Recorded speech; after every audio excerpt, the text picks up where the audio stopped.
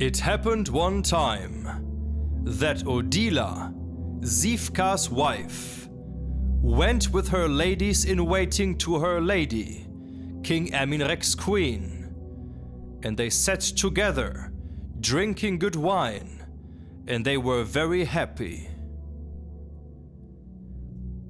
Odila told the queen much about Egard and Aki of Amlungland. She said that Egard would not even spare the queen if he could, and said that she had told her this so that she could be on guard. The queen became enraged and thought that Egard had dealt her a great shame to have spoken thus. Erminrek then came and sat down and drank with them. Odila spoke.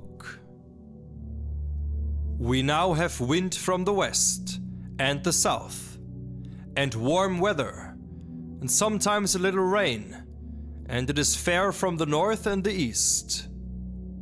What comes from there but the young Egard and his brother Aki? Since it is thus, then every wild animal and every forest bird is without truce, and they make a great to-do about themselves. The king was silent and did not answer. The queen replied, "It is no wonder that no animal or bird is safe from them, because every time they come here to us, no servant girl would be safe from them if they had their way." And King Erminrek still remained silent, but he was clearly thinking about what the women were saying. And a man had gone there with the king, who was named Attila, and who was the foster father of Egard and Aki. The queen continued, "The word has been told to me as truth, that not even I can go before them without their wishing me dishonor, if they have any choice in the matter."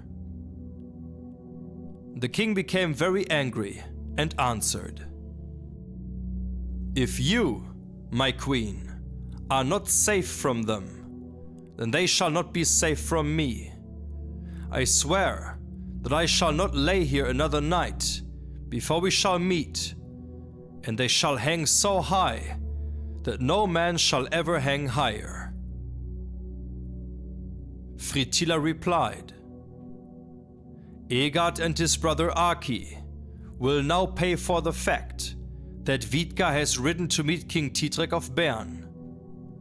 If he were home before his stepson were to be hanged, then many helmets would be split, and the heads in them as well, and many byrnies would be cut open, and many shields made weak, and many a man's son would never be seen again." The king replied, "Your big talk won't help them, even though you are their foster father. They should rather hang even higher than I intended before." And Attila spoke, "As long as I and my son are standing up, I shall not see them hang on the gallows."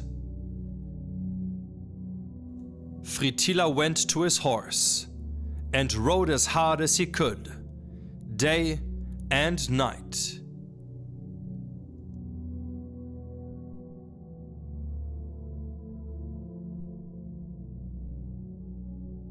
King Erminrek now had his horns blown to summon all his knights to him.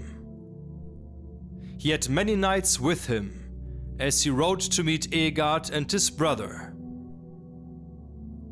When Attila rode one day to the Rhine, they got off their horses and sprang out into the river, and they led the horses across the river.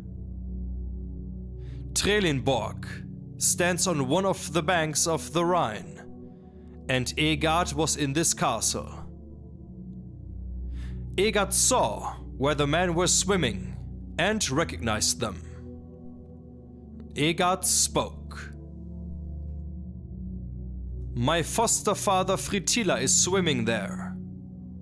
He does not want to wait for a ship, and I know from that he is in the greatest danger." Frittila had now crossed the river, and Egard and Aki went to meet him and asked why he was hurrying so. And he answered, "There is enough danger to justify it. King Erminrek is on his way here with an army, and he wishes to kill you. Save yourselves." And Egard answered, "We shall reach the settlement when we meet. We do not fear our uncle." Frittila told them everything of importance that had led to the situation.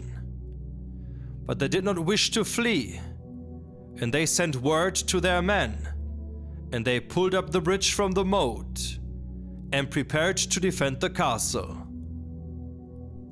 King Erminrek arrived with his company at the castle, and before he rode to the castle, he took his standard and, riding as hard as he could up to the moat, he shot the standard shaft across the moat.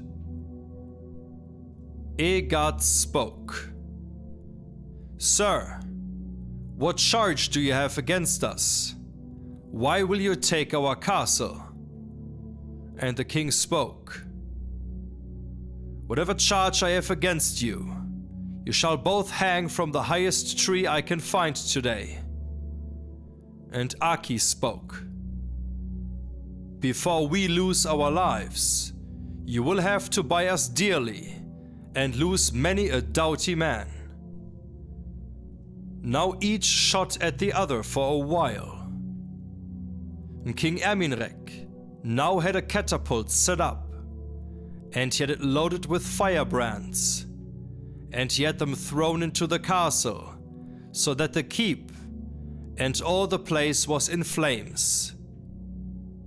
Frittila spoke and asked to die outside in honor, but not to burn inside. And they went out with 60 men, and they fought with King Erminrek until 400 of the king's men had fallen. The brothers were then captured, and both were hanged. And so it went with their lives, as Sifka had planned. King Erminrek now rode home.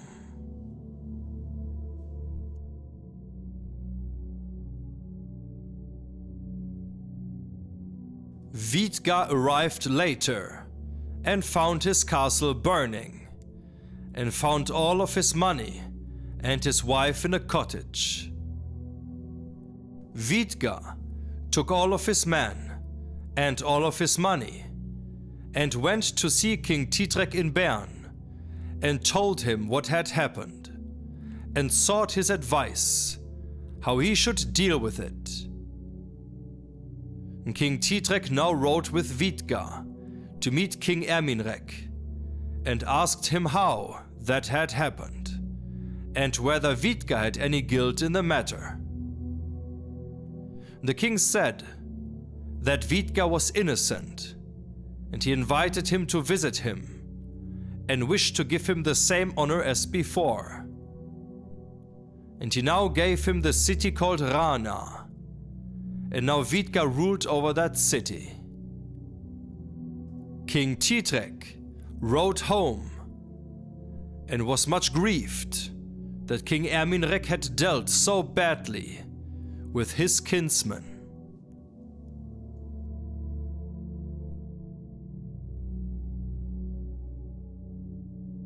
And as Sifka's streak of revenge still had not come to an end, it will follow us into the next episode of the Thidrekssaga.